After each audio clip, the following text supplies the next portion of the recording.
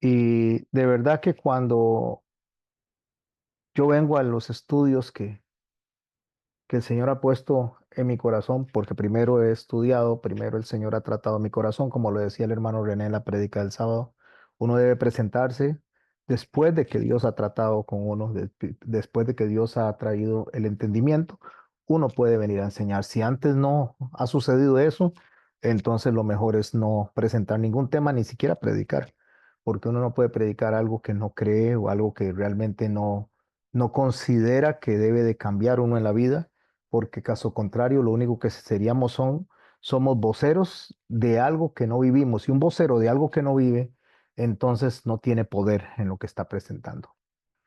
Decía la hermana Olga en su oración antes de introducirnos en la clase, decía que al Señor que nos dé entendimiento, que podamos aprender. Y analizando las palabras de la hermana Olga y analizando lo que yo he aprendido en cuanto a la Biblia, yo creo que una de las cosas más difíciles de hacer cuando uno está aprendiendo la palabra de Dios es desaprender lo que no ha aprendido correctamente. Eso es lo más difícil, desaprender. Decía un hombre que era el que se encargaba de la publicidad en los tiempos del nazismo en Alemania, cuando estaba Hitler conquistando todo lo que eran los territorios. Una de las cosas más difíciles es de dejar una mentira cuando la mentira se ha repetido mucho. O lo decía de esta manera, diga una mentira constantemente, siempre la misma mentira, y llega el momento en que la gente se la cree. Esa era la forma en que él presentaba los discursos y presentaba lo que este hombre hacía hasta que llegó a convencer a millones de personas que lo apoyaron. Bueno, así ha sucedido en el paso de la iglesia desde el momento en que el Señor la constituyó hasta el día de hoy. Me refiero desde el momento en que el Señor constituyó la iglesia ya en los tiempos apostólicos de la primera iglesia, que eran 12 y después se fueron multiplicando. Entonces, la mentira ha sido parte de la retórica. Me refiero porque el enemigo no quita la palabra, sino que el enemigo lo que hace es adulterar la palabra, le pone lo que a él le gusta o trata de quitarle lo que a él no le gusta. Y de esa manera es que la iglesia o las iglesias han venido aprendiendo. Esto es justamente algo que el enemigo ha utilizado en el libro del Apocalipsis. Cuando digo el libro del Apocalipsis, no es que él utiliza el libro del Apocalipsis porque esto es palabra de Dios, sino que él utiliza lo que la gente ha escuchado para tratar de darle contenido al libro del Apocalipsis lejos de la verdad que el Señor estableció. ¿Qué produce esto? Que produzca algo muy diferente a lo que debió de haberle sido el mensaje a la iglesia del primer siglo. Cuando la iglesia del primer siglo recibe el Apocalipsis, después de que lo escribe el hermano Juan, ellos están recibiendo un libro que les debe traer paz, esperanza, les debe traer a ellos consuelo en medio de las persecuciones que estaban teniendo.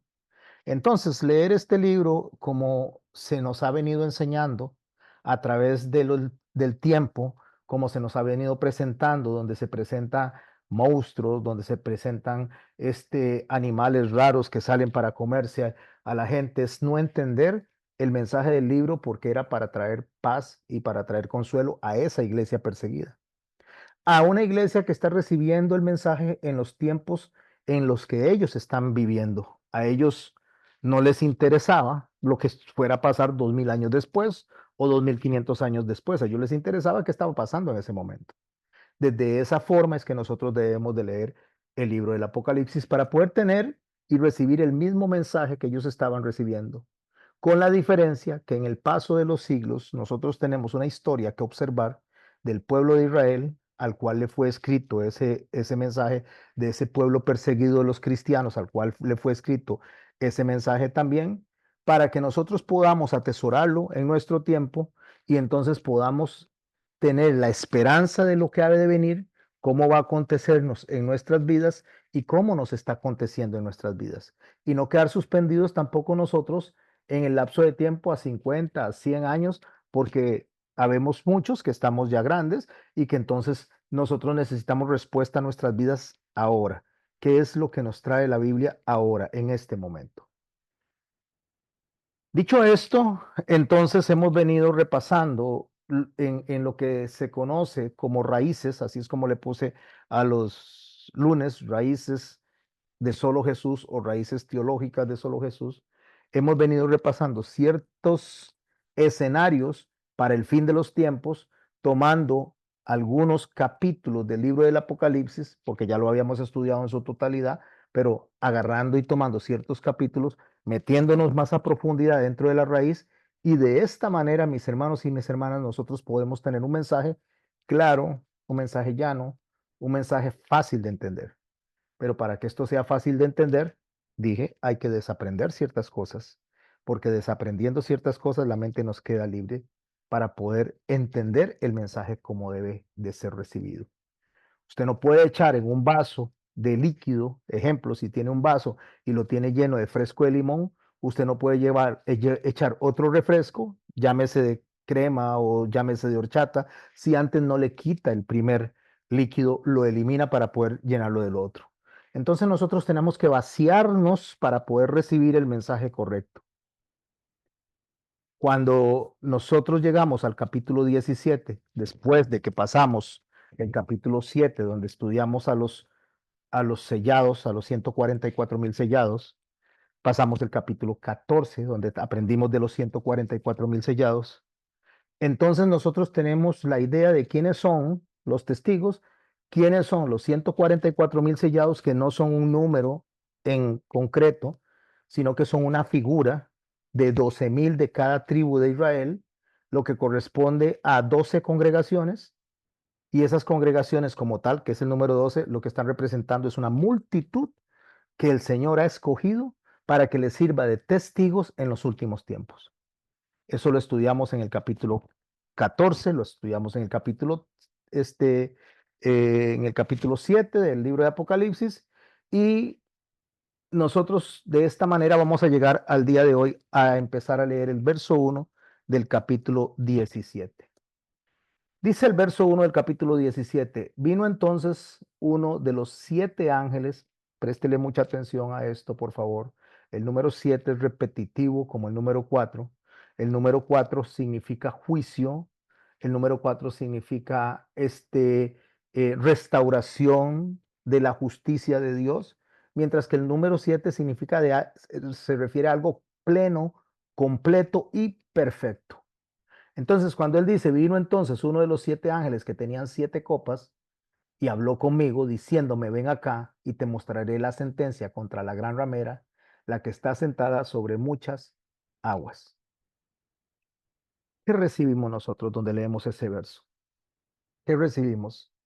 Imaginamos, porque eso es lo que se nos viene a la mente, imaginamos unos ángeles dispuestos a destruir absolutamente todas las copas, todas las cosas. Imaginamos las 7 copas de manera literal, como lo están viendo en la imagen aquí de la derecha. Copas de manera literal, cuando lo que está haciendo es representando una figura que tiene que ver con la ira de Dios, el derramamiento de las copas de la ira de Dios. Cuando el Señor está diciéndoles a los apóstoles que si ellos beberían de la copa que el Señor le va a dar, se está refiriendo a la ira como tal, a la ira que iba a caer sobre él, y que Él la va a recibir para redimirnos a todos, para poder salvarnos a todos. Y le pregunta a ellos, ¿ustedes lo van a hacer? Entonces ellos dicen, sí, podemos beber. Y Él dice, sí, sí van a beberla. ¿Por qué? Porque también ellos van a recibir ira sobre ellos. Cuando digo ira sobre ellos y ira sobre Jesús, no es porque ellos estuvieran haciendo algo malo, ni porque Jesús estuviera algo malo, haciendo algo malo, sino porque Jesús iba a caer la demanda de justicia, la demanda de la ira de Dios, y por consecuencia sobre sus apóstoles, que son los que estaban estableciendo la iglesia del primer siglo. Cuando habla de 7 ángeles, estos son los mensajeros, estos son los que van a establecer el juicio, y tenemos que irnos al Antiguo Testamento para poder entender esta figura como tal. Vamos a estudiar hoy la gran ramera principalmente. Vamos a concentrarnos en el capítulo 17 del libro de Apocalipsis, no olvidando que en el capítulo 16 se habla de las 7 copas de la ira que presenté aquí a la derecha. No voy a estudiar esto hoy. Yo lo que estoy haciendo es escogiendo capítulos en específico que nos ayuden a llevar una línea de pensamiento sobre el último tiempo y sobre lo que Dios ha puesto en mi corazón de prepararnos para la agenda o la última agenda por la cual tenemos que pasar para poder comprender eso. Las copas, cada una de ellas representa un juicio en específico, un juicio en específico que se derrama sobre la humanidad. Igual que los sellos, cada sello que se abre corresponde a un juicio en específico. Y quien abre los sellos es el Señor Jesucristo, porque es el que puede leer el testimonio, pueden escucharlo en nuestras primeras clases, qué significan los sellos, es el que va a leer el testimonio para ver qué fue lo que él requería de las iglesias, lo que requería de su pueblo, de cómo debían esperarlo o cómo debemos de esperarlo y qué es lo que nosotros tenemos como respuesta a lo que él estaba o a lo que él dio como requerimiento. Entonces esos son juicios específicos, las copas de la ira, los sellos, las trompetas como tales, el sonar de las trompetas, y eso lo venimos viendo desde los capítulos anteriores del libro de Apocalipsis. Cuando usted se va al libro de Levítico, que es lo que Apocalipsis está presentando de manera figurada para el futuro, de lo que nosotros deberíamos de estar contemplando, observando el libro de Levítico como código, como diccionario a lo que está pasando. Y déjeme decirle, mis hermanos y mis hermanas, que uno de los libros que la gente menos lee es Levítico. Les da pereza, les parece aburrido, hay demasiadas figuras. Dicen que para quitárselo de encima, dicen que eso era para los judíos y que no era para nosotros. Quitan todas las figuras del tabernáculo, quitan todo lo que tiene que ver con las fiestas. ¿Y cómo usted va a entender y cómo yo voy a entender algo que corresponde a los últimos tiempos sin poder tener lo que es la base, la raíz, para poder tener nosotros la comprensión de lo que el Señor nos está hablando a través del libro? Bueno, durante los sacrificios de la purificación que se daba en el tabernáculo, los sacerdotes debían de rociar de la sangre del animal sacrificado, o sea, como tipo de aspersión con los dedos 7 veces, tenían que hacerlo para llegar a la fiesta de la expiación, que sería el perdón. Debían de expiar el tabernáculo, debían de expiar todas las figuras del tabernáculo, tirando 7 rocíos, 7 formas de presentar la sangre del sacrificio para purificar. Era el símbolo de purificación. Cada vez que se rociaba la sangre de esa manera, se estaba purificando del pecado y se estaba restaurando la relación con Dios. ¿Por qué les digo esto y tenemos que observar hacia atrás? Porque lo que está pasando justamente en el capítulo 17, que es una explicación más detallada de los capítulos anteriores de lo que es el juicio sobre la gran ramera, el juicio sobre Babilonia la Grande, es justamente un tiempo de expiación. Hay una fiesta que se conoce como Yom Kippur, que está establecida dentro de lo que es la fiesta de las trompetas o el Yom Teruah. A la derecha ustedes pueden ver una imagen donde hay muchas figuras que representan esa fiesta y cada figura tiene en particular un mensaje para cada uno de nosotros. Lo que pasa es que no tengo el tiempo para explicar cada figura, no tengo el tiempo para explicar cada una de las fiestas, pero creo que es algo que hemos venido estudiando en el paso del tiempo y debería para el día de hoy servirnos a nosotros como diccionario, como ruta, como una especie de GPS para poder llegar al mensaje correcto. El día de la expiación, que es el Yom Kippur, así se conoce, o el día del perdón, ese está en el mes de Tisrei. Para nosotros estaría entre septiembre y octubre, celebrado el día 10. Ese es un día de juicio, es un día de arrepentimiento, es un día de purificación. Eso es justamente lo que está narrando el Apocalipsis cuando hace los 7 juicios para que la tierra, para que las personas, para que el sacerdocio, para que su pueblo encuentren en esto el arrepentimiento y puedan ser purificados. Ese día es el más solemne de todo el año, aunque tenemos la fiesta del Pesach, de las Pascuas, que sería entre marzo y abril, que es cuando el Señor muere y cuando el Señor resucita. ese día es solemne, ese día es hermosísimo, ese día tiene que ver con el sacrificio, tiene que ver con la salvación, tiene que ver con el pago de la justicia de Dios, con la muerte y resurrección de Cristo, pero eso es para su pueblo, eso es para nosotros, los cristianos, eso es para los que Él ha escogido desde antes de la fundación del mundo como sus hijos para salvarles. Mientras que en el mes de Tishrei, cuando hablamos de arrepentimiento y purificación, es la expiación no solamente de las personas como tal, sino de absolutamente de todo. O sea, en esta fiesta nosotros podemos encontrar el concepto del sacrificio que Jesús hizo para poder completar su obra, para completar la obra redentora que le anunció a Adán y a Eva cuando cayeron, cuando le dijo que de ahí, de la simiente de ella, iba a venir la salvación. Así que nosotros nos encontramos con este texto que nos dice a nosotros que vino entonces uno de los 7 ángeles que tenían las 7 copas y habló conmigo diciéndome, ven acá. ¿Qué es lo que le dijo? Préstele atención por favor a la parte de arriba.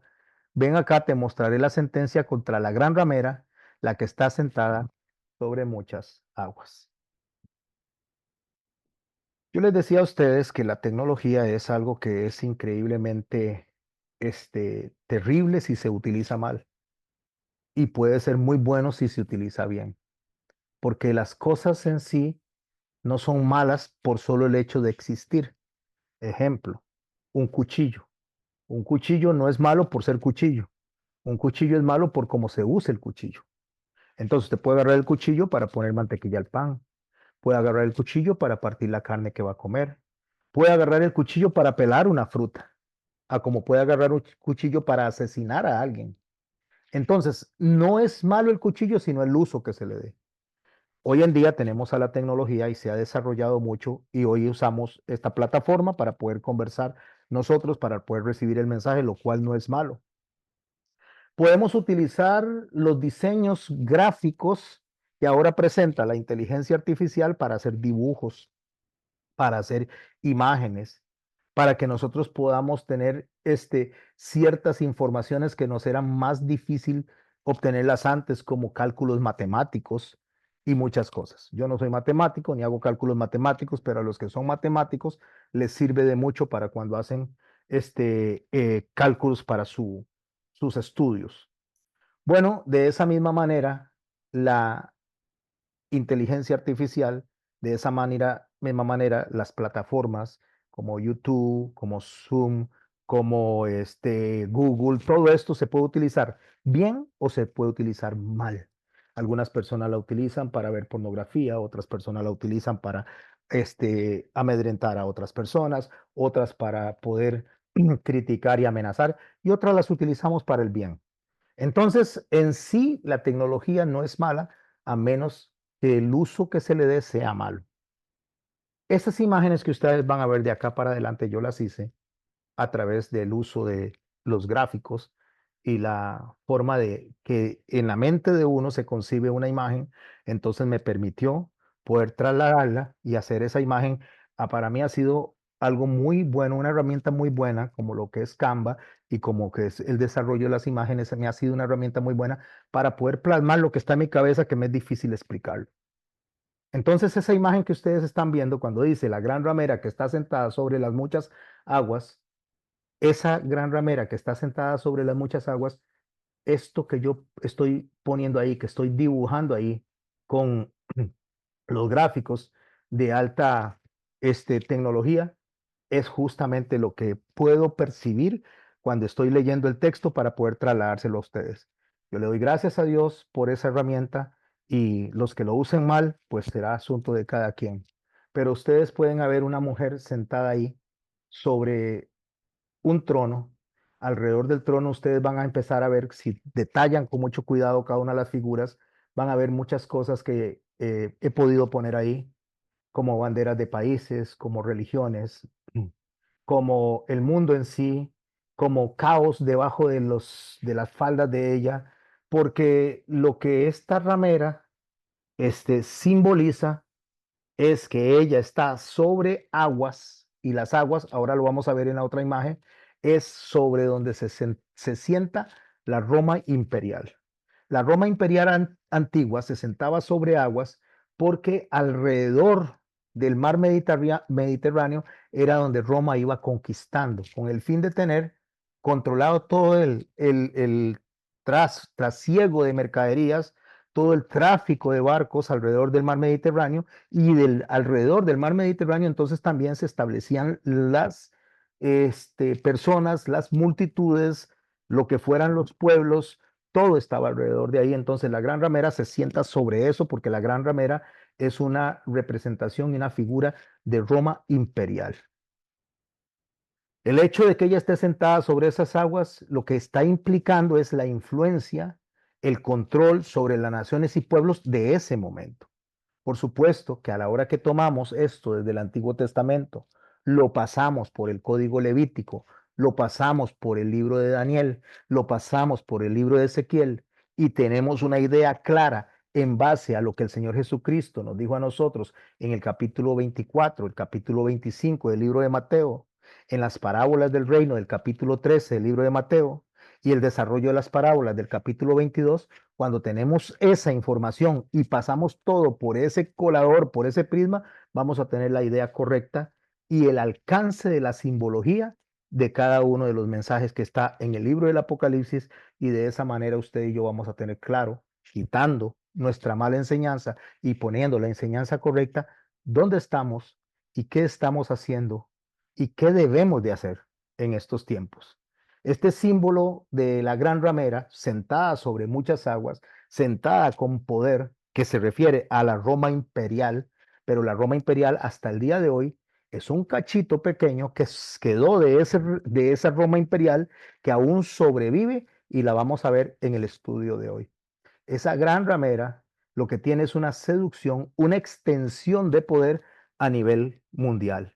Está sentada sobre las aguas, como usted lo puede ver en las dos imágenes que están ahí de frente. Y como le digo y como le repito, gracias de verdad porque hay una herramienta que me permite plasmar lo que está en la mente, lo que de manera consciente no puedo trasladar a través de mi boca. No puedo, por mucho que quiera, las imágenes hablan más que las palabras. Así que usted ve al lado izquierdo, pues, ve a esta misma mujer, solamente que no está de púrpura, sino que está de blanco inicialmente, sentada sobre el mar Mediterráneo. Todo esto es el mar Mediterráneo. Alrededor del mar Mediterráneo se estableció la Roma imperial y ella está sentada de blanco porque representa a Roma antes de cristianizarse, o al imperio romano antes de cristianizarse. Por eso está vestida de blanco, como los césares, como los emperadores, y con toda su simbología y todos lo que eran sus dioses, sus fiestas y todo lo que ellos celebraban, a lo que ellos creían que adoraban de la manera correcta.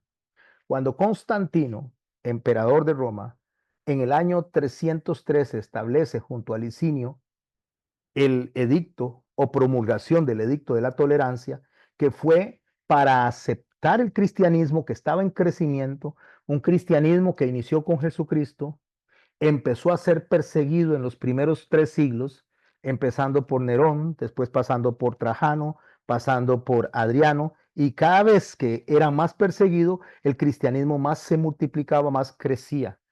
Enterándose Constantino de que eso estaba sucediendo, él consideró que no era persiguiendo y matando a los cristianos que se podían detener, sino que la forma en que se podía detener el cristianismo y el crecimiento era integrándose a ellos para que cuando el cristianismo creciera, el imperio creciera también.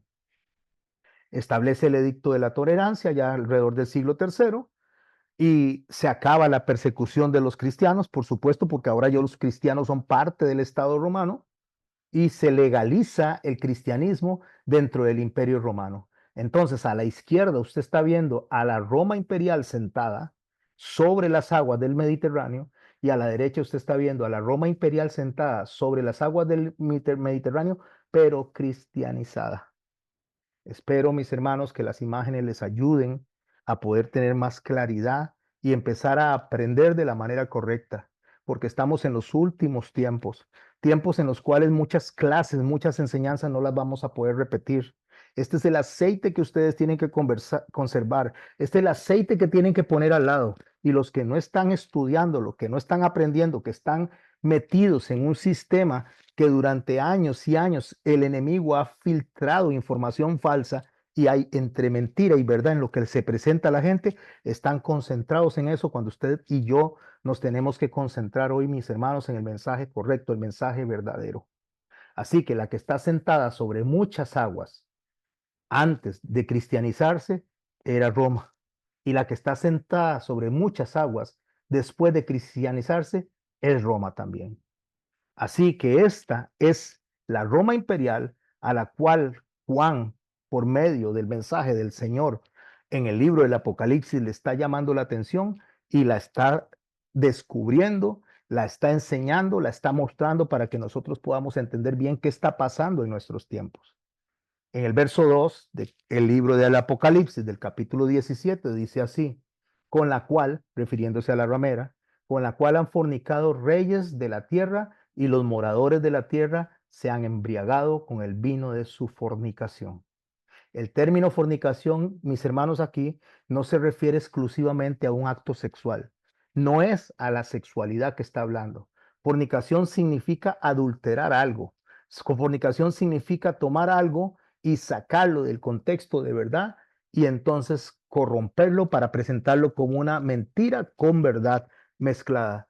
La fornicación, en este caso práctico de lo que estamos estudiando, es la simbología de la idolatría y la infidelidad espiritual en la que cayó el cristianismo una vez que se sincretiza con la Roma imperial y entonces esta Roma imperial viene y toma toda la información que el cristianismo tiene, que viene desde miles de años atrás. No estoy hablando desde el momento en que Jesús murió y resucitó, sino muchos años atrás, desde los tiempos de Moisés, desde que se estableció la ley, desde que se establecen las fiestas, se toma del parte del Imperio Romano lo que a Roma le interesaba, desecha lo que no le interesa y lo suma a las cosas que está presentando el Imperio Romano como una verdad religiosa. Así que esta simbología de la fornicación está hablando de la infidelidad espiritual.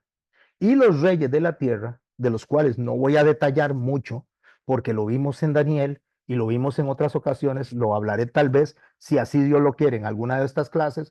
Los reyes de la tierra se refieren a gobernantes que han sido infieles a Dios y han entregado el cristianismo, han entregado el mensaje de Dios tanto de Israel como del cristianismo, tanto de los judíos como de los cristianos, lo han entregado a sistemas corruptos, opresivos, políticos, religiosos. La imagen que usted tiene a la derecha, a diferencia de las dos imágenes que les presenté anteriormente, a la izquierda está viendo la Roma imperial en sus nacimientos, después de que Pompeyo la establece en el año 68, 69 antes de Jesucristo. Pompeyo conquista todo lo que es la zona del mar Mediterráneo, establece el Imperio Romano y se representa de blanco.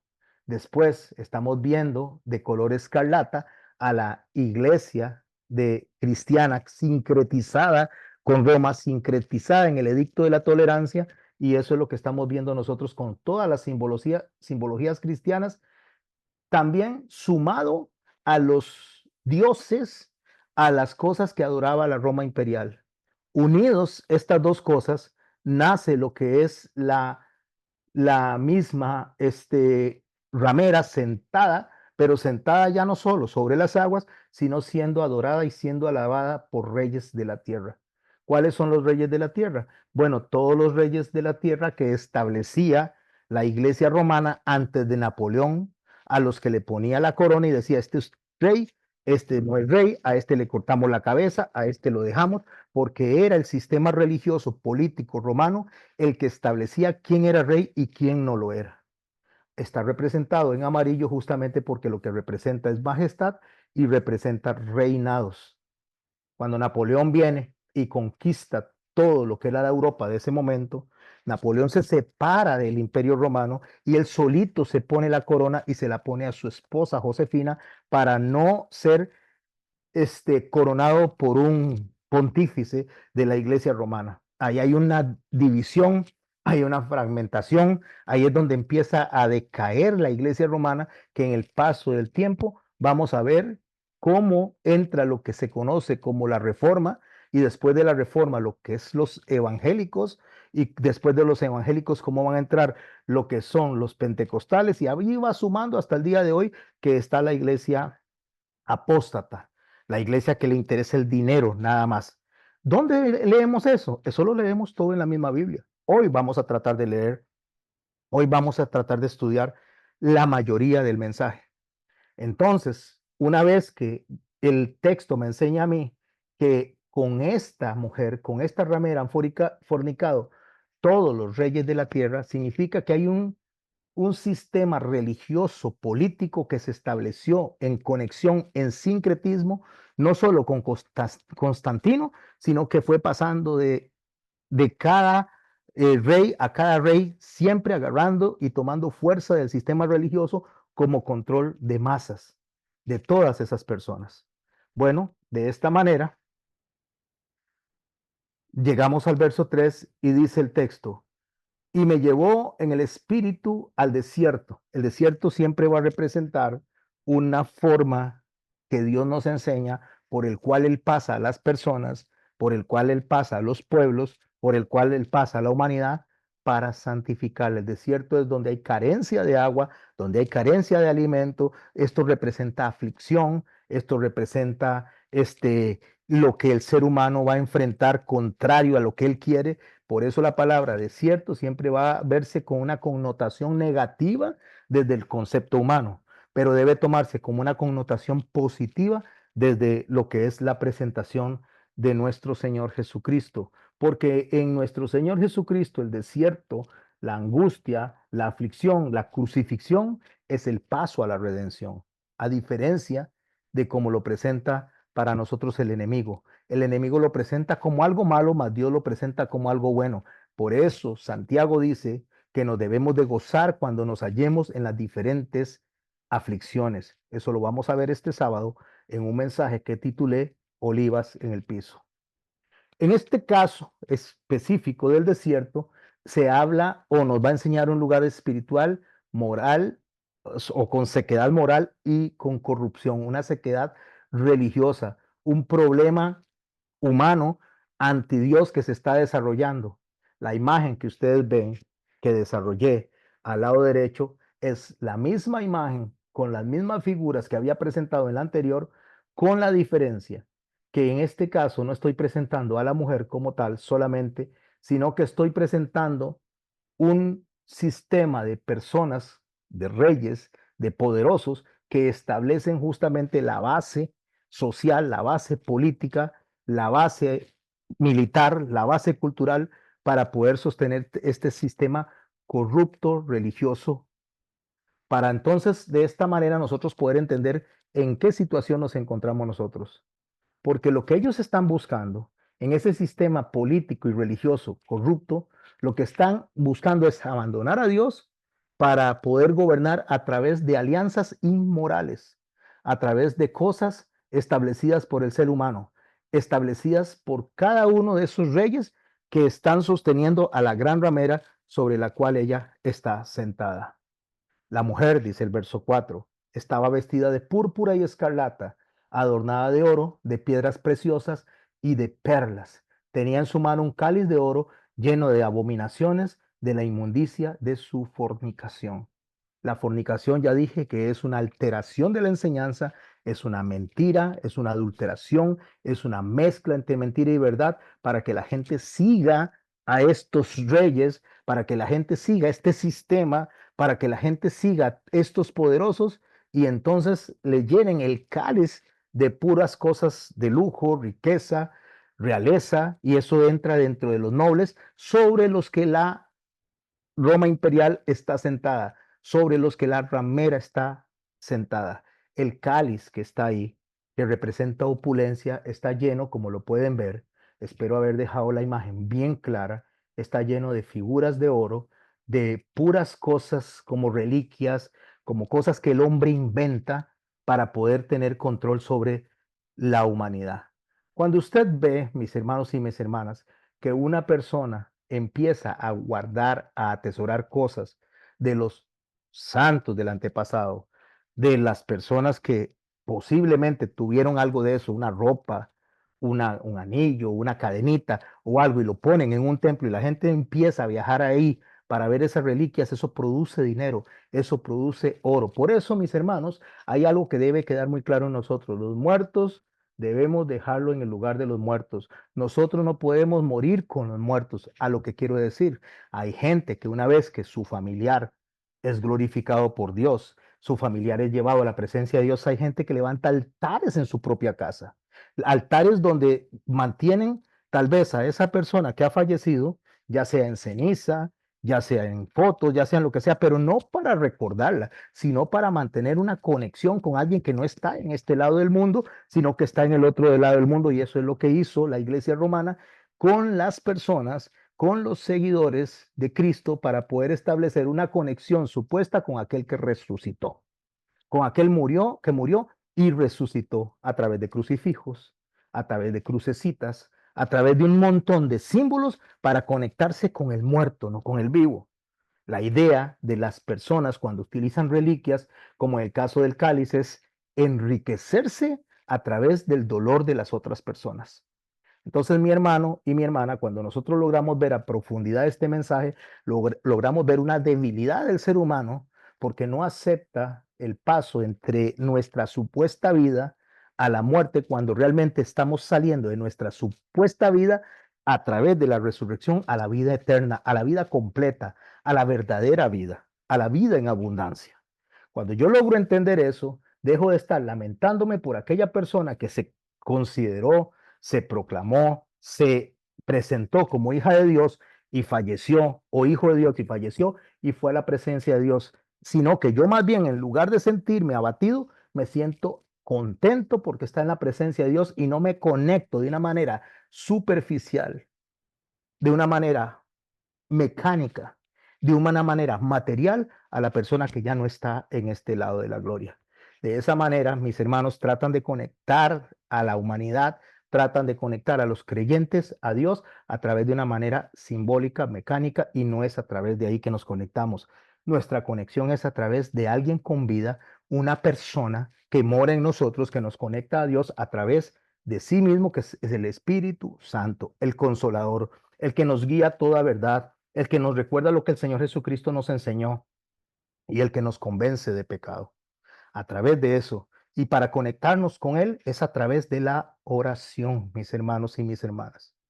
Dice el verso 5, y en su frente un nombre escrito en misterio, Babilonia la Grande, la madre de las rameras y de las abominaciones de la tierra. Vea que hay una descripción de Babilonia como simbolismo mundial, justamente corrupto, que incluye tanto poder económico como religioso. Ahí está incluida la Babilonia. Y esta gran ramera que está sentada sobre las aguas, aquí lo está viendo que sería el mar Mediterráneo, donde se posó, donde se estableció la Roma imperial. Ella se sienta sobre eso con el cáliz de oro, porque lo que está representando es justamente la manipulación, la venta de indulgencias, la venta de santos, la venta de reliquias, la venta de todo lo que pueda generar dinero por el cuerpo de Cristo.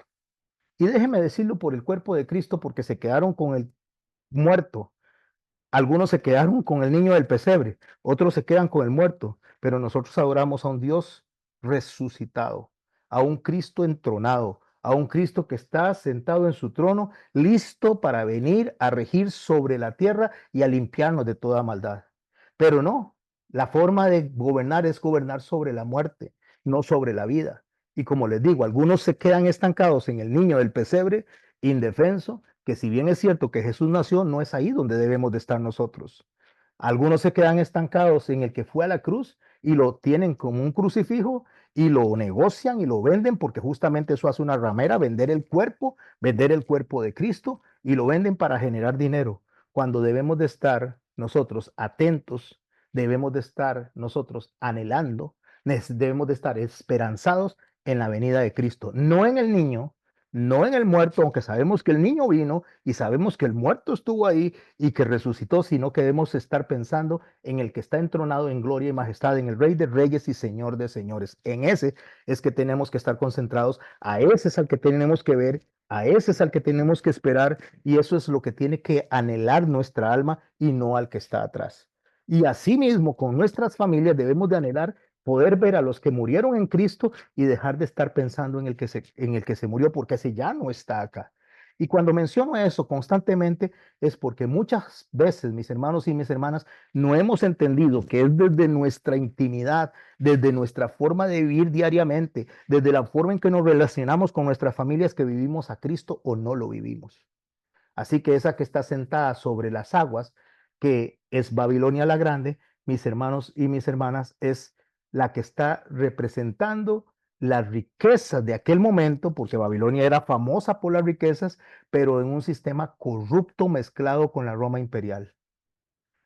Vi a la mujer, dice, ebria de la sangre de los santos y la sangre de los mártires de Jesús, y cuando la vi quedé asombrado con gran asombro. ¿Por qué? Porque los colores púrpura y escarlata, rojo en la Biblia, están asociados con el lujo, con la riqueza, con la autoridad, con la realeza de los nobles, y teniendo el cáliz en la mano, representa la opulencia. Yo me voy a devolver un momento a la figura anterior, y aquí tenemos la Roma imperial, la Roma que se sincretizó en el siglo III y se mezcló Roma con cristianismo para poder establecer un sistema económico, religioso, político, social, de influencia, de poder y de control. Pero resulta que con el paso del tiempo se va fraccionando esa gran ramera y le nacen hijitas a esa gran ramera, y hoy en día nosotros tenemos a la iglesia apóstata, aquella iglesia que se empezó a fraccionar en el siglo XV, más que todo a partir del del siglo X, que sería el año 1000, se empezó a fraccionar hasta el siglo XV, que sería el año 1500, cuando se separa la iglesia de la Reforma, la iglesia protestante se separa de Roma y nace la iglesia protestante. Después de la iglesia protestante va a salir la iglesia evangélica. Después de la iglesia evangélica va a salir la iglesia pentecostal, y ahí van saliendo y van saliendo. Y ya después de las mismas denominaciones van saliendo otras, se va diluyendo, se va dividiendo, porque Satanás sabe que dividiendo le quita poder a la iglesia hasta el final. Y todo a través de la opulencia, todo a través del dinero. Si pueden ver la imagen que puse a la derecha, espero que esta imagen les hable más que mis palabras. Esto simboliza para mí religiosos, ya no sacerdotes de la iglesia romana, sino religiosos que salieron después de la reforma, religiosos, gracias a Dios no todos, personas que se metieron a hacer dinero con el cuerpo de Cristo, ya no por indulgencias, ya no por reliquias, ya no por sistemas romanos, sino por el sistema moderno, el sistema de la iglesia apóstata. Veamos una vez más la figura que yo de la gran ramera, para que ustedes puedan observar lo que en mi mente está, y espero que ahora en sus mentes esté. Esto que usted ve a la izquierda es Roma, Roma imperial. En el centro está el mar Mediterráneo, y en todo alrededor, todo esto que está conquistado de este color entre anaranjado y amarillo, esto es la Roma imperial, sentada sobre muchas aguas, porque aquí se daba todo el comercio. Una vez controlado el mar Mediterráneo, se controla todo el mundo de la época. Eso es lo que esta mujer está representando en el Apocalipsis. Está representando la Roma imperial, pero, y ahí es donde viene el pero cuando la Roma imperial se sincretiza con lo que es el cristianismo naciente en el siglo III, nace la gran ramera, la prostituta. Hablemos del camino de la prostitución un poquito. En Ezequiel capítulo 16 vamos a ver un poquito del camino de la prostitución. Dice en el verso 30 de Ezequiel 16, hablando de Israel, porque a Israel se le encomendó que enseñara a las naciones. Israel no lo hizo. Ahora, no confundamos Israel, país, con la Israel del pueblo. la Israel del pueblo, el pueblo como tal, el pueblo llamado, el pueblo sacado de Egipto, así como la Israel escogida por el Señor como su pueblo, de la misma manera que el cristianismo no es lo que vemos. Nosotros vemos una iglesia visible que se reúne los domingos, se reúne los sábados en todo el mundo, pero los que se reúnen no todos son iglesia.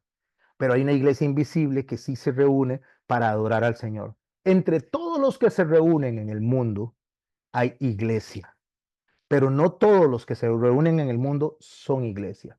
Por eso el Señor nos llama a nosotros a diferenciar los unos de los otros, reconociendo los frutos. De la misma manera Israel. No todos los que viven en Israel son israelitas o hijos de Abraham o descendientes de la promesa alrededor del mundo. Tenemos que reconocerlos también por los frutos. Y si bien es cierto que los judíos ortodoxos no creen en Jesucristo, pero por lo menos debemos de reconocer los que sí creen en la Torá y siguen la Torá y tratan de agradar a Dios, equivocados o no, porque eso no nos corresponde a nosotros, porque Dios les puso una venda con el fin de que nosotros pudiéramos ser insertos dentro del árbol de olivo, por eso es que tienen que ir a las clases anteriores, insertos para que podamos ser aceptos a Dios, insertos dentro de su pueblo, o sea, adoptados a través de la sangre de Jesucristo. Entonces, a esa Israel que nació en el camino de la prostitución la voy a describir de la siguiente manera. Puede leer todo Ezequiel 16, pero en este caso voy a rescatar solo unos versos. Cuán inconstante es tu corazón, dice Jehová el Señor, habiendo hecho todas estas cosas.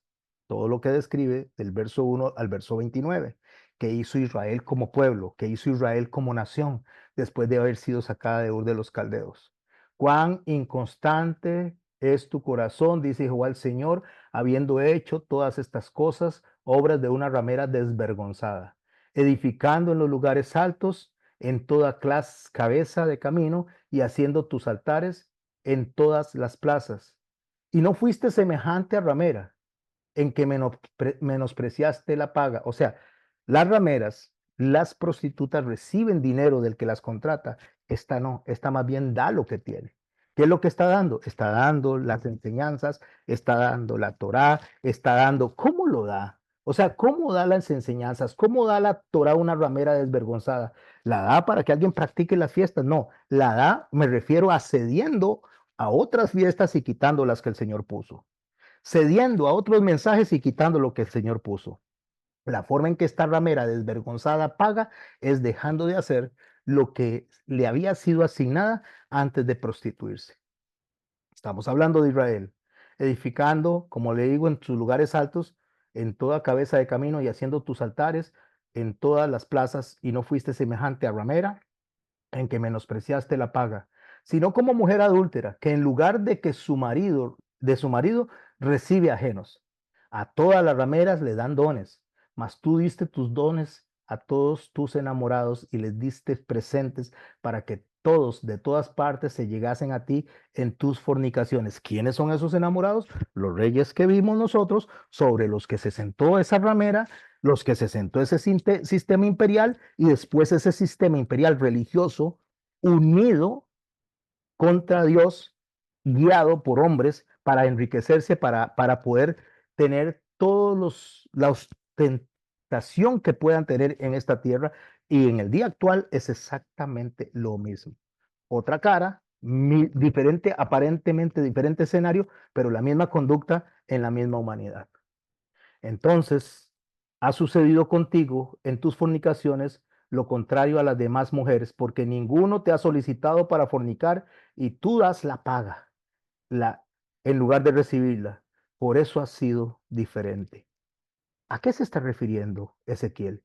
Se está refiriendo, si usted lo lee del verso 1 de Ezequiel 16 hasta donde lo acabo de presentar, se está refiriendo que nació en Ur de los Caldeos, nació en Abraham, que era un hombre pagano, su esposa era pagana, ahí nace justamente el llamado a ese Israel que va a constituirse en Jacob a futuro de Abraham, no a futuro nuestro, que se va a constituir en Israel, que debería ser el mensaje, que debía ser el mensajero, que debería ser la luz para las naciones, y no lo fue.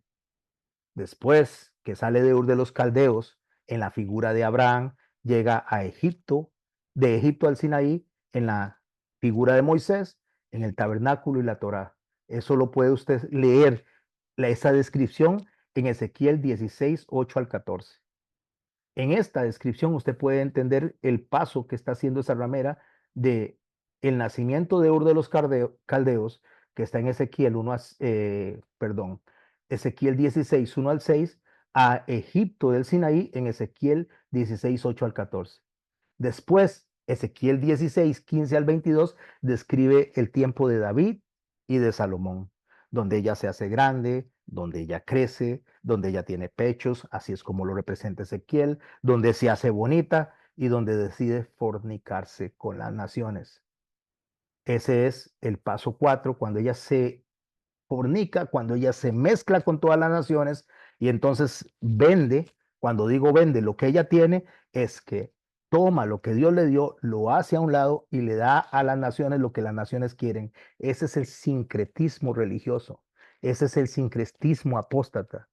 Después, en el punto 5, en el camino 5, en la historia del camino de esa prostitución, la sincretización religiosa usted la puede leer en Ezequiel 16, 30 al 34, donde ella se une justamente a estas religiones. Ahora lo voy a leer en Ezequiel 16 a partir del verso 35. Preste mucha atención. Si tiene después que ir a buscar a YouTube este audio y este video, búsquelo, lo vuelve a poner, le pone pausa, lo vuelve a repasar, le vuelve a poner pausa, lo vuelve a repasar.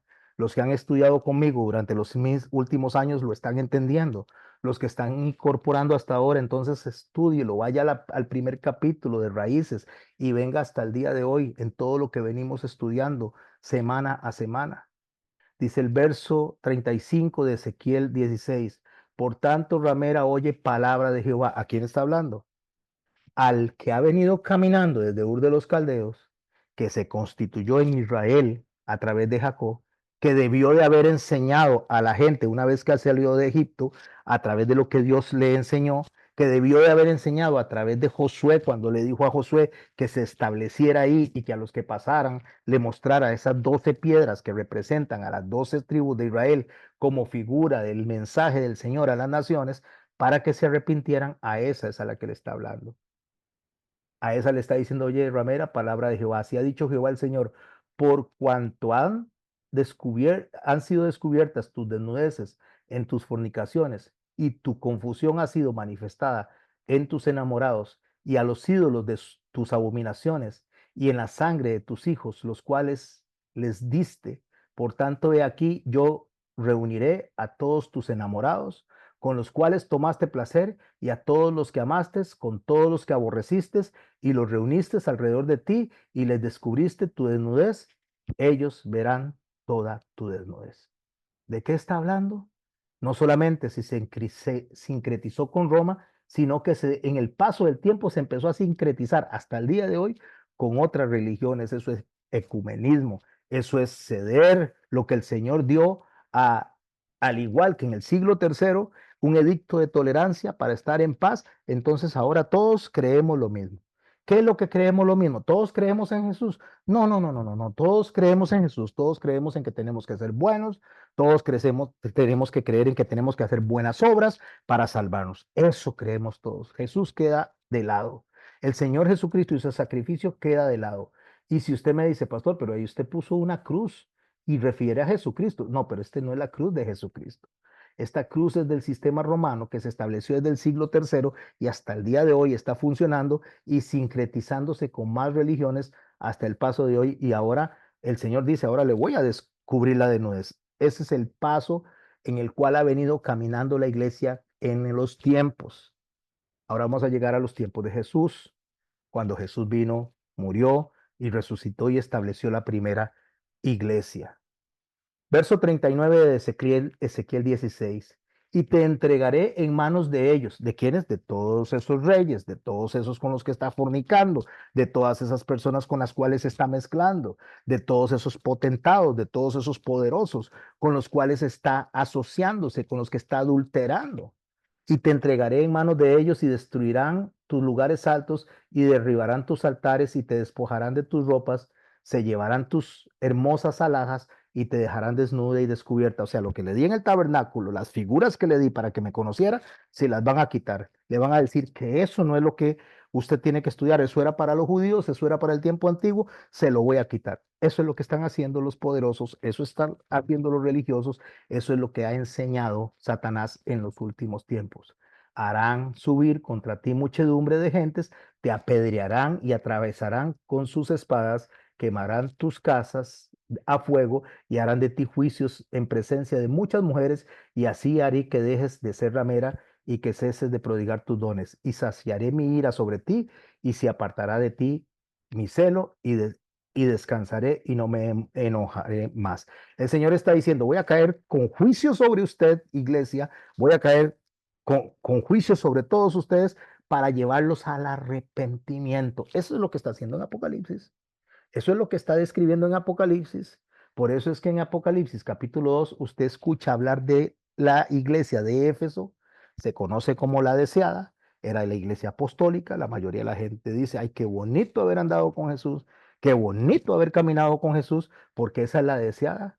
Esmirna, que es la segunda iglesia, me refiero en las características que desarrolla el libro del Apocalipsis, es la amargura, es la perseguida, es la que Trajano persiguió, en la que Adriano persiguió, la que quiso destruir a los cristianismos de los primeros 3 siglos, hasta que vino Pérgamo, la sincretización, la unión, la tolerancia de Constantino, ese sincretismo del siglo tercero en el año 310, donde el matrimonio se da, porque eso significa Pérgamo matrimonio, donde el matrimonio se da entre Roma y el cristianismo floreciente.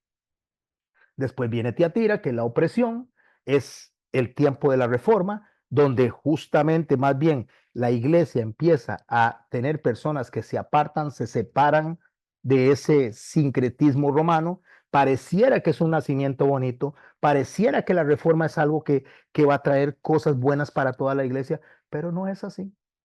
No es así, sino que más bien al contrario, empieza a fornicar también los que salieron de la reforma, y eso es los evangélicos. Y cuando estoy hablando así, mis hermanos, no se ofenda, ni los de la iglesia de Roma, ni los evangélicos, ni después los que vayamos mencionando, porque ahí es donde el Señor llama la atención en las parábolas del reino, si la logramos entender. Hay dentro de la parábola del reino una que dice que dentro de la congregación hay cizaña y hay trigo, y eso es lo que el Señor está diciendo que hay que separar, que Él ha querido separar. Entonces Tiatira se convierte en la opresión, esa iglesia que se separa de la reforma, se separa de ese sincretismo religioso y queda una sobreviviente. ¿Y por qué queda una sobreviviente? Porque después de esos que se separa otra, que sería la iglesia evangélica, la sobreviviente, la de Sardis. Esa iglesia que empieza a predicar con fuerza en los años 70, en los años 60, esa iglesia que empieza a evangelizar al mundo completo, esa iglesia hermosísima que se convierte en la iglesia de Filadelfia, la del amor fraternal, ese remanente donde se empieza a conocer a Jesús de la manera correcta, el mensaje del Señor de la manera correcta, pero después vuelve nuevamente a caer en las manos del enemigo, y en lugar de presentar al Jesús que debe ser presentado, en lugar de presentar el evangelio que debe ser presentado, se presenta una iglesia apóstata. Y esa es la que estamos en la actualidad, una iglesia que se enriquece, una iglesia de la opulencia, una iglesia que al igual que en el siglo tercero la iglesia romana levantó imperios de riqueza en el nombre de Cristo, hoy están levantando imperios de riqueza en el nombre de los evangélicos. Pero la una y la otra, ambas son rameras, una es la mamá y las otras son las hijitas. En segunda de Pedro, en el capítulo 2, en el verso 20, dice así: ciertamente, sí, habiéndose ellos escapado de las contaminaciones del mundo por el conocimiento del Señor y Salvador Jesucristo, enredándose otra vez en ellas, son vencidos. Está hablando de los que dejaron la iglesia de Roma y otra vez vuelven a caer, porque mejor les hubiera sido no haber conocido el camino, pues el postrer estrado viene a ser peor que el primero, que después de haberlo conocido, volverse atrás del santo mandamiento que les fue dado. Pero les ha acontecido lo del verdadero proverbio: el perro vuelve a su vómito y la puerca lavada a revolcarse con el cieno. O sea, la que se había logrado separar vuelve otra vez a mezclarse, vuelve otra vez a meterse dentro de los sistemas económicos de poder, de control. Entonces, dice el verso 7, regresando a Apocalipsis, capítulo 17, verso 7, dice así, y el ángel me dijo, ¿por qué te asombras? Voy a hacer una pausa aquí porque me encanta esa frase. ¿Por qué se asombra? ¿Por qué se asusta? Yo digo, ¿por qué la gente que se dice que cree en Cristo se asusta? ¿Por qué la gente que cree en lo que el Señor dijo se asombra? No debería asombrarse. Si el Señor dijo que iban a pasar estas cosas, van a pasar. O sea, nada va a evitar que pasen. Si el Señor dijo que todo hombre debe morir y después de esto el juicio, ¿por qué nos asombra la muerte? Si el Señor lo estableció y dijo que no hay una sola persona que no vaya a pasar sin morir, exceptuando los que él decidió, como fue el caso de Enoch y el caso de Elías, pero tiene su propósito. No es la regla, esa es la excepción. Pero al final de cuentas, mis hermanos y mis hermanas, nosotros lidiamos todos los días con la muerte, todos los días con la enfermedad, todos los días con la aflicción, todos los días nosotros estamos lidiando en un mundo caído. ¿De qué se asombran? ¿Por qué se asombran? Yo te diré, le dice el ángel a Juan, el misterio de la mujer y de la bestia que la trae, la cual tiene 7 cabezas y 10 cuernos. La bestia que has visto era y no es. Cuando dice era, no es, significa que era, pero le falta llegar a ser lo que realmente Satanás quería que fuera desde el principio. Y está para subir del abismo e ir a perdición a los moradores de la tierra. Ok, parece que se murió, parece que se dividió en la reforma, parece que se dividió entre los evangélicos, parece que se diluyó, pero no, se está levantando. Se está levantando y se está levantando con más poder. Aquellos, dice, para subir del abismo e ir a la perdición de los moradores de la tierra, aquellos cuyos nombres no están escritos desde la fundación del mundo en el libro de la vida. Se asombrarán viendo a la bestia que era y no es y será. ¿Quiénes son los que van a seguir a la bestia? Dice que los que no están escritos desde la fundación del mundo en el libro de la vida. Ok, si el libro del Apocalipsis está advirtiéndole a los hijos de Dios para que reconozcan esos tiempos y para que usted y yo nos alejemos de esa forma de pensar, de esa forma de adorar, de las cosas que establece el mundo, de las fiestas que establece el mundo, de cómo ha ido haciéndole un lavado de cerebro Satanás a los creyentes para meterle lo que a Dios no le gusta, para que pueda aceptar lo que a Satanás le gusta de manera descarada, porque de tanto decir una mentira todo el tiempo llega a aceptarse como una verdad, porque de tanto decirle a una persona que eso es bueno, se lo llega a creer, pero no para los que están sellados por el Espíritu Santo, no para los que están escritos en el libro de la vida. ¿A qué se está refiriendo Apocalipsis capítulo 17, verso 8? Se está refiriendo a un mensaje que Pablo nos dice también en el capítulo 1 del libro de Efesios, en el verso 3. Bendito sea el Dios y Padre de nuestro Señor Jesucristo, que nos bendijo en pasado, con toda bendición espiritual en los lugares celestiales en Cristo, según nos escogió en pasado. Él desde antes de la fundación del mundo para que fuésemos santos en pasado y sin mancha delante de Él en amor, habiéndonos predestinado para lo que tenemos que hacer a futuro. Nos escogió desde antes, nos llamó desde antes para algo que tenemos que hacer en el porvenir, para ser adoptados hijos suyos por medio de Jesucristo, según el puro afecto de su voluntad, para la alabanza de la gloria de su gracia. ¿Qué tenemos que hacer? Alabar a Dios. ¿Cómo alabamos a Dios? Cantando. No, no solo cantando. ¿Cómo alabamos a Dios? Orando. No, no solo orando. ¿Cómo alabamos a Dios? Estudiando su palabra, escudriñándola. No, no solo orando, no solo estudiando, no solo leyendo la palabra, no solo discipulándolos. ¿Cómo alabamos a Dios? Viviendo a Cristo en nosotros como Él quiere que nosotros lo representemos. Esa es la alabanza de la gloria de su gracia para que Dios nos acepte en el amado, en quien tenemos redención por su sangre, el perdón de pecados según las riquezas de su gracia, que hizo sobreabundar para nosotros en toda sabiduría inteligente Escuche lo que dice el verso 9 y reconozca lo que dice el verso 7 de capítulo 17 de Apocalipsis. Me voy a devolver a Apocalipsis 17, verso 7. El ángel me dijo, ¿por qué te asombras? Yo te diré el misterio de la mujer y de la bestia que trae. Describe a la mujer y la bestia, pero que no va a ser y no va a tener conquistas sobre los que han sido sellados y escritos en el libro desde antes de la fundación del mundo.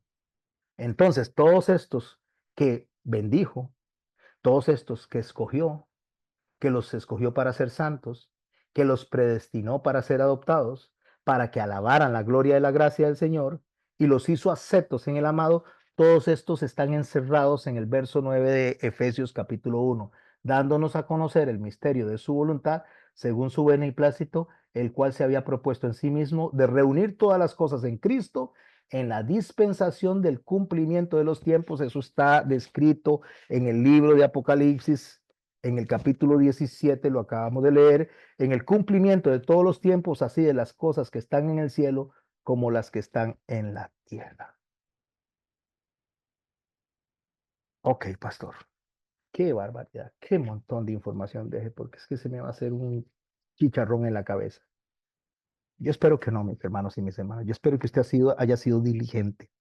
Yo espero que usted durante todo el tiempo que Dios le ha presentado la palabra aquí, en lo que hacemos los lunes, en lo que hacemos los martes de oración, en lo que hacemos los viernes, en lo que estudiamos los sábados, en lo que se estudia en Atenas los domingos, en lo que a usted le toca hacer por usted mismo y en lo que muchos maestros y pastores alrededor del mundo han venido haciendo con el paso de los años, usted tenga ese aceite listo y ese aceite que es la unción del Espíritu Santo le esté dando entendimiento, porque usted se ha dedicado a aprender del Señor, del Padre y del Hijo, que es la vida, y esa es la vida eterna, conocer al Padre y conocer al Hijo, es lo que dice el Señor Jesucristo. Cada vez que yo hablo, lo único que estoy haciendo es mencionando versículos y versículos y versículos y libros y capítulos, y usted por su mente le pueden estar pasando si los estudió, si se lo tomó en serio, si no se puso a hacer otras cosas en lugar de hacer lo que Dios le mandó a hacer. Si el afán no le ganó, si usted está metido en la palabra, si usted está metido en la enseñanza, si usted está en la esperanza del amado, mi hermano, usted está entendiendo las cosas. Y si no, es porque usted decidió hacer otras cosas en lugar de seguir la enseñanza. Si no lo hizo, le aconsejo que se vaya, por lo menos si tiene oportunidad, si tiene vida, vaya si empiece a estudiar todo lo que está ahí en el capítulo, en el canal de YouTube, empiece a estudiar todo lo que estamos estudiando ahorita, por lo menos eso, porque si no, mi hermano y mi hermana va a quedar totalmente nublado, no va a ser que lo que estamos hablando, porque era más interesante un partido, porque era más interesante una serie de Netflix, porque era más interesante irse a celebrar una pachanga, porque era más interesante irse a pasear que sentarse delante de la palabra del Señor a ser ministrado para el prepararse para el fin de los tiempos. Y aunque no lo crea, el fin de los tiempos ya llegó. El fin de los tiempos está aquí. El fin de los tiempos está a la pura cara de nosotros. Las profecías se están cumpliendo una a una de manera sólida, rápida, certera, mis hermanos, y cada vez más cercana. Y si usted no lo está viendo, y si usted no se está dando cuenta, es porque no ha estudiado de manera diligente la palabra de Dios.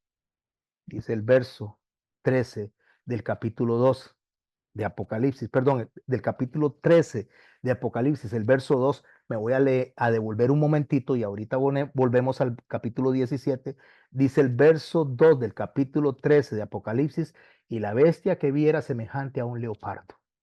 ¿Por qué quiero conectar esto? Porque en el libro de Daniel, en el capítulo 6, 7, en el verso 6, el leopardo es una de las cuatro bestias que representan los cuatro imperios. El leopardo que aparece con cuatro alas, con cuatro cabezas, es interpretado, o mejor dicho, en la figura del imperio griego, porque Alejandro Magno en 10 años conquistó casi todo el mundo conocido para ese momento. Entonces, lo que en Apocalipsis se está viendo es un imperio semejante al griego que está conquistando todo el mundo de una manera rápida. de una manera veloz, de la misma manera que pasó en los tiempos de Alejandro Magno. Y usted me dice, pastor, ¿y qué está conquistando el mundo tan rápido? Yo tengo que ver a los griegos. ¿Qué hacían los griegos en los tiempos de Alejandro Magno? Tenían culto al cuerpo, tenían culto a la desnudez, tenían culto a lo que era la cultura, la filosofía, la psicología. A eso era lo que le tenían el culto ellos. Ellos adoraban su propio cuerpo. Ellos eran atletas y se dedicaban más a todas estas cosas que a lo que es la verdad. Ese era el sistema griego.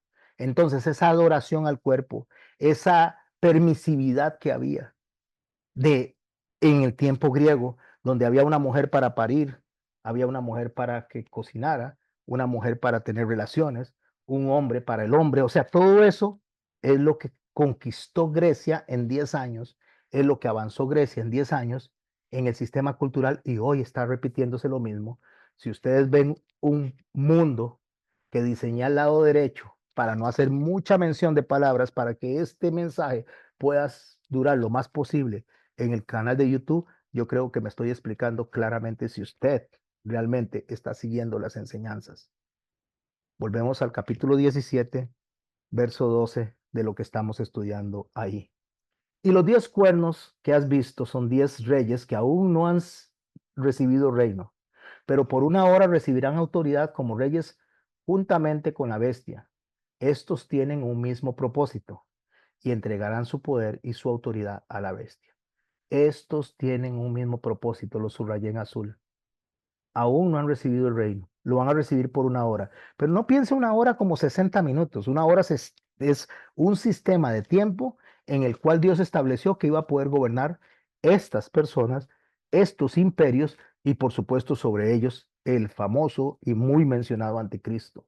Entonces, si usted ve la imagen de la derecha, quise recopilar en una sola imagen a la gran ramera vestida de púrpura, que representa un sistema religioso, que representa un sistema de opulencia conectado al de la derecha que está viendo usted aquí, que sería la iglesia evangélica apóstata, que está conectado también a lo que está pasando en estos últimos tiempos, donde las figuras de el Señor están siendo copiadas, como pasó en las Olimpiadas, de forma que se le está presentando al mundo un mensaje y el anticristo está diciendo, ya estoy aquí o ya estoy llegando y la gente no se está dando cuenta porque la gente está toda entretenida en la parte de la opulencia, en la parte de hacer plata, en la parte de hacer ricos, en la parte de ser prósperos. En eso están entretenidos. Mientras tanto, también lo que es la tecnología está agarrando el control total de las familias de la tierra, agarrando el control total de los hijos, porque en las manos de la tecnología está el mundo. Pastor, pero usted está usando la tecnología. Por eso aclaré al principio que si usted usa un cuchillo para cortar pan, si usted usa un cuchillo para por mantequilla, usted va a encontrar realmente buenos beneficios en lo que está haciendo.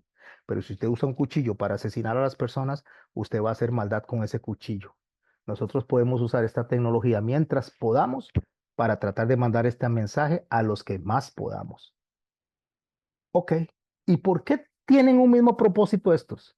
Porque el mismo propósito, mis hermanos y mis hermanas, es engañar, si es posible, a los escogidos. Apocalipsis 17, verso 14. Pelearán contra el Cordero y el Cordero los vencerá, porque Él es Señor de señor, Él es Señor de señores y Rey de reyes, y los que están con Él son llamados y elegidos y fieles. Vea la imagen que tenía antes, donde les presento de una manera simple y gracias de verdad porque uno puede trabajar con estas herramientas, pero sobre ellos puse esta figura. Este no es Jesús, porque no lo es, pero uso la figura para representar al que viene sobre un caballo y viene seguido de multitudes de coros de ángeles a conquistar a los que están tratando de destruir a su iglesia. ¿Quiénes están tratando de destruir a su iglesia? Me dijo también, verso 15, capítulo 17 de Apocalipsis. Las aguas que has visto donde la ramera se sienta son pueblos, muchedumbres naciones y lenguas, sobre los que se sienta la ramera, son pueblos, muchedumbres, y aquí usted tiene la ramera de Escarlata, el sincretismo religioso de la iglesia romana del principio, y puede verla en el transcurso del tiempo cómo ha ido evolucionando para tomar un lugar de relevancia muy próximo, pactado para el 2030. Entonces dice, los 10 cuernos que vistes en la bestia, estos aborrecerán a la ramera y la dejarán desolada y desnuda y devorarán sus carnes y la quemarán a fuego. ¿Cómo? O sea, que este sistema religioso va a caer, sí va a caer. Observe el que está abajo, porque el que está abajo es el que va a tomar dominio sobre todo, absolutamente todo el sistema, el nuevo sistema de control mundial, la nueva ideología del mundo, la nueva forma de pensar del mundo. Eso es lo que usted y yo vamos a ir a ver viendo evolucionar en el día a día, donde se quieren robar a los niños y se los van a robar, y se quieren robar a las familias y se las van a robar. ¿Por qué? Porque el verso 17 dice, porque Dios ha puesto en sus corazones el ejecutar lo que Él quiso, ponerse de acuerdo y dar a su reino, y dar su reino a la bestia hasta que se cumplan todas las palabras de Dios. Dios lo está permitiendo. Por eso la mujer que has visto es la gran ciudad que reina sobre los reyes de la tierra.